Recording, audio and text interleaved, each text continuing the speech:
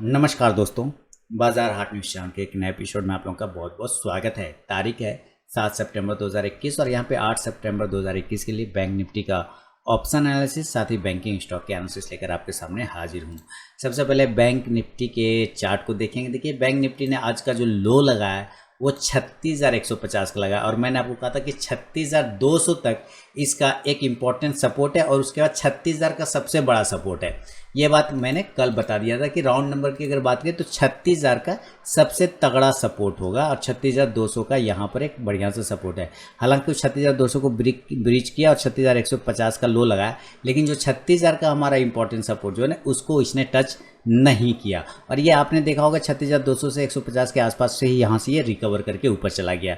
यानी कि जो लेवल कल आपको दिए गए थे बिल्कुल परफेक्ट लेवल थे। आप मुझे वीडियो के कमेंट सेक्शन में ज़रूर बताइएगा।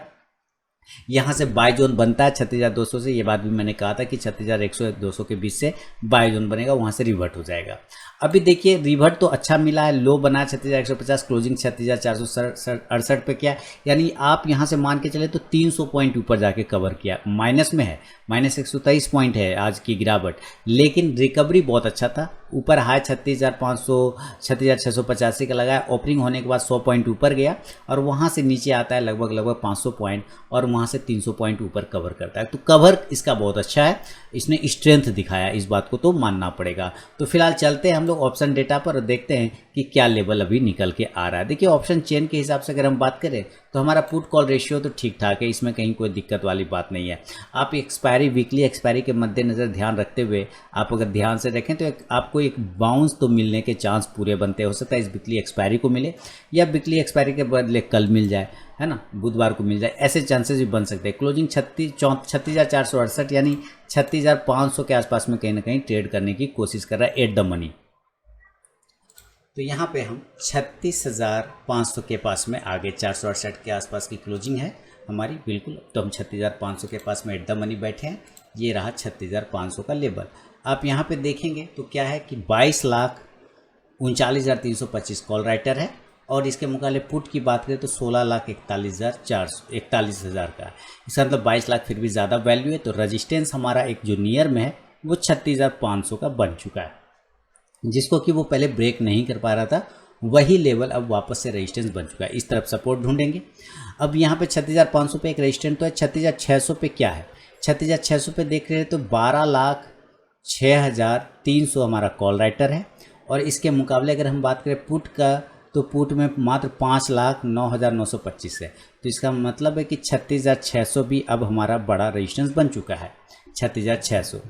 इसके अलावा अगर हम बात करें 36,600 के बाद 36,700 का, तो यहाँ पे हम क्या देख रहे हैं कि 10,51,625 कॉल राइटर है और पुट का बात करें तो मात्र 3,20,750 है। तो हम 36,700 के भी एक रेजिस्टेंस को यहाँ पे पकड़ के चल सकते हैं, यानी 36,500, 600, 700 रेजिस्टेंस हो गया। इसके अलावा हम 36,800 पे भी सेम चीज़ देख रहे हैं कि यहाँ से 13,73,100 कॉल राइटर है। पुट का बात करें तो 3,07,50 का पुट में है यहाँ पे।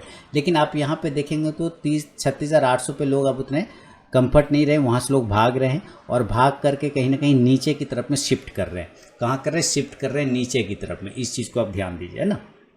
और ये शिफ्ट कर गए यहाँ पे 36,900 पे और शिफ्ट कर गए हैं 36,700 पे, लेकिन 800 को छोड़ रहे हैं लोग, यानी 800 पे उतना ये मजबूती नहीं देख पा रहे हैं।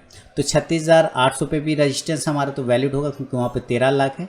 इसके अलावा हम 36,800 तक ही अभी पकड़ के अगर चलें तो कोई दिक्कत वाली बात नहीं है। आपको और ज़्यादा लेना हो तो एक 36,900 का लेके चल सकते हैं। सबसे बड़ा 37,000 का राउंड नंबर का रेजिस्टेंस होगा, जहां 22,57,325 है। लेकिन हम 36,900 तक पकड़ के चलेंगे, जहां 10,24,000 का कॉल राइटर है और पुट का बात करें तो इसके मुकाबले में मात्र 1,14,000 है। तो हम यहाँ पे 36,900 तक एक रेजिस्टेंस ले लेते हैं। 37,000 पे तो नो डाउट सबसे बड़ा रेजिस्टेंस मिलेगा ही आपको, 37,000। तो इसको लिखे या ना लिखे बात बराबर है। हम यहाँ पे 5 रेजिस्टेंस पकड़ के चल रहे हैं, 36,500, 600, 700 और 800, 500, 600, 700, 800 और 900। इसी तरह सपोर्ट ढूंढने की बात करते हैं अगर हम, तो सपोर्ट हम यहाँ पे देख रहे हैं कि 36,400 का क्या बात आ रहा है। तो हम यहाँ देख रहे हैं 6,96,550 हमारा पुट के साइड में ओपन इंटरेस्ट है, और कॉल में अगर बात करें तो 4,21,000। इसका मतलब 36,400 एक छोटा सा सपोर्ट है। ये नहीं कह रहा हूँ ज़्यादा मजबूत है, क्योंकि आज ब्रीच हुआ इसलिए ज़्यादा मजबूत तो नहीं, लेकिन एक सपोर्ट जोन वहाँ पे बन रहा है। 36,300 की बात करें तो यहाँ पे 7,82,475 पुट के साइड में ओपन है, कॉल में 2,71,000। तो 36,300 हमारा अपना इम्पोर्टेंट सपोर्ट है। 36,200 की बात करें, जहां का आज लो इसने लगाया था 36,100 और 200 के बीच में 36,150। तो यहाँ पे बात करें 7,09,50 पुट राइटर है, और कॉल का बात करें तो मात्र 1,57,000 है। तो हम 36,200 तक भी ले सकते हैं, और 36,100 तो बनेगा ही, और साथ ही 36,000 का जो राउंड नंबर का सपोर्ट है वो वैलिड है, क्योंकि सबसे ज़्यादा अच्छा सपोर्ट और सबसे ज़्यादा ओपन इंटरेस्ट बैठा है तो वो है 17,89,550 के साइड में। और वो कहाँ पे बैठा है? वो बैठा है 36,000 के लेवल पे। तो एक सपोर्ट रजिस्टेंस है 37,000 पे बड़ा, और एक सपोर्ट है अच्छा खासा 36,000 पे। इसके बीच में ये छोटे छोटे सपोर्ट और रजिस्टेंस आपके सामने में। अब डेटा के हिसाब से चार्ट को मैच करा के चलेंगे, देखेंगे क्या लेवल कल के लिए निकालना चाहिए। चलते हैं चार्ट पर। तो दोस्तों यहाँ पे मैंने सपोर्ट और रेजिस्टेंस नोट कर लिया। अब चलिए लेवल निकालते हैं। सबसे पहले देखिए क्लोजिंग कर रहे हैं 36,468। हम बाय साइड जाएंगे, जब ये हमारा पहला नज़दीकी रेजिस्टेंस 36,500 को ब्रेक करेगा तो हम बाय करेंगे, बाय अब 36,500। 36,500 के ऊपर निकलते के साथ ही हम लोग बाय कर लेंगे, और ज़रूरी नहीं कि एकदम 500 के ऊपर ही बाय करें, 510 पे भी कर सकते हैं, 520 पे भी कर सकते हैं। इसमें हड़बड़ाना नहीं है, आराम से। टारगेट हमारा 36,575 का पहला होगा, 36,575। सेकेंड टारगेट 36,650, 36,650 का दूसरा टारगेट बन सकता है। तीसरा टारगेट 36,725 के आसपास का टारगेट, और चौथा अगर गया तो 36,800 तक के टारगेट, जो कि हमारा यहाँ पे फाइनल एक यहाँ पे बड़ा सा रेजिस्टेंस जोन है वो तक आने की कोशिश कर सकता है। आज का हम हाई देखें तो सबसे पहले तो हमारा जो प्रीवियस डे का जो हाई है वो 36,900 है, यानी हम कहीं ना कहीं 36,800 के बाद 900 को क्लेम कर सकते हैं। हम इसमें भी कोई दिक्कत नहीं है कि 36,500 के ऊपर सस्टेन करें तो 575, 650, 725 और 800 तक के टारगेट मिल सकते हैं। बहुत तगड़ा आया जोन तो हम 36,900 तक भी अचीव करने की कोशिश करेंगे, क्योंकि हमारा पुट कॉल रेशियो बहुत ही शानदार है। पुट कॉल रेशियो एकदम 0.5 के आसपास है, तो शानदार तरीके से मूवमेंट आपको वहाँ पे मिल सकता है। इस आधार पे हम कॉल ऑप्शन को बाय करेंगे। अगर आप यहाँ इंडेक्स को बाय कर रहे हैं तो 36,500 के कॉल ऑप्शन, 36,600 के कॉल ऑप्शन को भी बाय कर सकते हैं। इंडेक्स ऊपर चलेगा तो ये कॉल ऑप्शन ज़रूर ऊपर में प्रॉफिट देगा, है ना। तो एक कंडीशन ये हो गया। अगर आपको सेल करने का इरादा हो, याद रखिए सेल हम करेंगे 36,400 के नीचे, सेल बिलो 36,400 के नीचे हम सेल करेंगे। और टारगेट यहाँ पे हमारा पास खुलेगा 36,300 का, 36,200 का, 36,100 का, और बहुत हुआ तो राउंड नंबर का सपोर्ट वो 36,000 के नीचे फ़िलहाल हम नहीं देख रहे हैं। यहाँ से पुट ऑप्शन को बाय करने की कोशिश करें तो 36,300 के ही पुट ऑप्शन को आप बाय कर सकते हैं। इंडेक्स नीचे आएगा तो ये पुट ऑप्शन ऊपर जाके प्रॉफिट देगा। याद रखिए 37,000 का लेवल जो है वो हमारा इम्पोर्टेंट सेल जोन है ऊपर से, ठीक है, इस बात को याद रखिएगा। और 36,000 का जो लेवल है वो हमारा एकदम बाय जोन है। ये जोन आपको हमेशा याद रखना है, ये बाय जोन है और ये सेल जोन है 37,000 पे। अब अगर गैप अप और गैप डाउन की बात करते हैं, अभी तो ये नॉर्मल कंडीशन में था, अब हम गैप अप और गैप डाउन की बात करेंगे। तो चलिए गैप अप और गैप डाउन की बात करें। अब गैप अप की बात करते हैं दोस्तों। गैप अप कहाँ पे ओपन हो सकता है? देखिए बहुत ज़्यादा चांस है। तो आज का जो हाई है वो 36,685 का, ठीक है। मैं अगर बात करूँ तो गैप अप की उम्मीद है मेरे पास इसी लेवल के पास 36,700 के पास। मैक्सिमम कोशिश हो सकता है 36,700 के आसपास ही ओपन होने की कोशिश करें अपने प्रीवियस हाई के पास। याद रखिए यहाँ पर हमारे पास कोई डिसीजन ऐसे नहीं बनेगा, लेकिन अगर आपको 36,700 के पास में अगर ये बाय ओपन होता है तो आपको बाय करने का कोशिश करना है। लेकिन किस कंडीशन में? जब ये 36,725 के ऊपर निकलेगा तब। यहाँ पे बाय नहीं करना है, 36,725 के ऊपर बाय करना है। टारगेट तब आप 36,800 का लेंगे, 36,875 का लेंगे, 36,875 का लेंगे और 36,950 तक का एक टारगेट लेके चल सकते हैं, क्योंकि इसके बाद सीधे 37,000 का लेवल आ जाएगा और वहाँ से सेल जोन एक्टिवेट हो जाएगा। इस बात को याद रखना है। तो यहाँ पर हम 36,950 तक को लेके चल सकते हैं, तब आप कॉल ऑप्शन को बाय करेंगे, कॉल ऑप्शन को। और कितने स्ट्राइक प्राइस का कॉल ऑप्शन रहेगा, तो आप 36,700 का जो एट द मनी है आप वो भी ले सकते हैं, या इन द मनी जो कहते हैं आप लोग वो लेके चले। 36,700 का और 36,800 दोनों का ही आप कॉल ऑप्शन खरीद सकते हैं। 700 का खरीदे या 800 का, दोनों में ही प्रॉफिट बनेगा। इंडेक्स ऊपर चलेगा तो ये कॉल ऑप्शन आपको प्रॉफिट देगा। तो एक सिनेरियो तो ये हो गया आपके पास, क्लियर।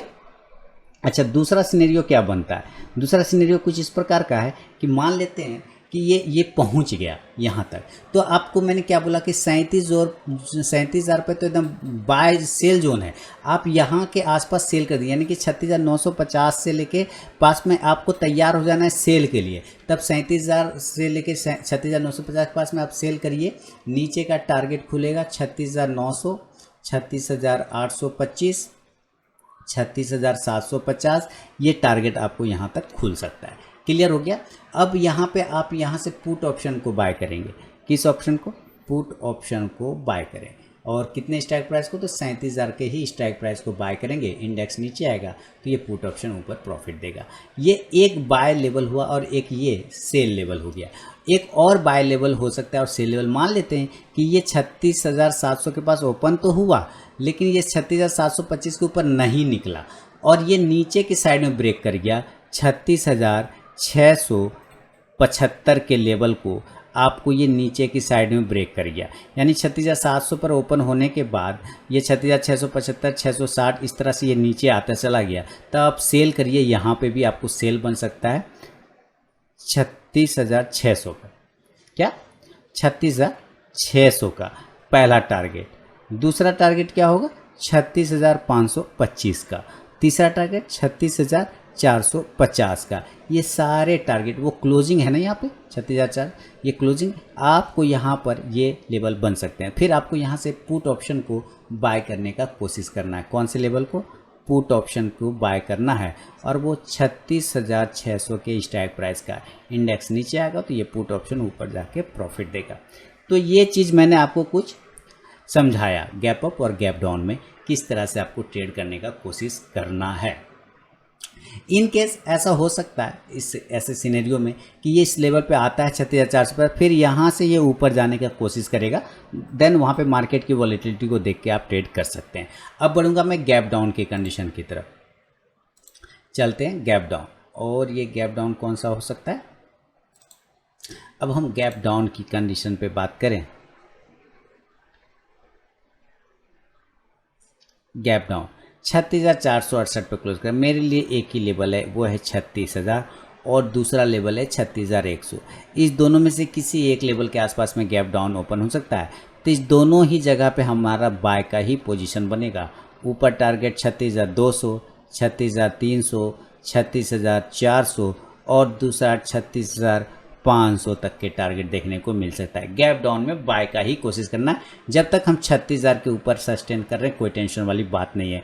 इस हिसाब से आप यहाँ से कॉल ऑप्शन को बाय करने की कोशिश करें। और कौन सा कॉल ऑप्शन रहेगा हमारे पास? कॉल ऑप्शन रहेगा 36,200 के स्ट्राइक प्राइस का। जैसे जैसे इंडेक्स ऊपर, ये कॉल ऑप्शन भी ऊपर जाके आपको प्रॉफिट देगा। तो ये आपको मैंने हर एक कंडीशन से समझाने का कोशिश किया है, कहाँ पे बाय और कहाँ पे सेल करना है। टुडे वर्ल्ड मार्केट अगर आपने नहीं देखा है तो ज़रूर देखेंगे हम लोग। पहले फ़िलहाल हम लोग इंडिकेटर देख लेते हैं। तो थोड़ी सी MACD को लेके कंसर्न यहाँ पे पैदा हो रहा है। इसने क्रॉस बिलो किया हुआ है, यानी कि इसने सेल का सिग्नल यहाँ पे जनरेट किया है। और हिस्टोग्राम चार्ट में भी पहला सिग्नल नीचे सेल साइड में है। RSI भी इसको सपोर्ट करता हुआ नजर आ रहा है। अगर RSI यहाँ से ब्रेक डाउन करके नीचे आता है तो आपको यहाँ पे एक गिरावट भी 36,000 तक के लेवल पे आते हुए भी नजर आ सकता है। बैंक निफ्टी जरा संभल कर ट्रेड करें।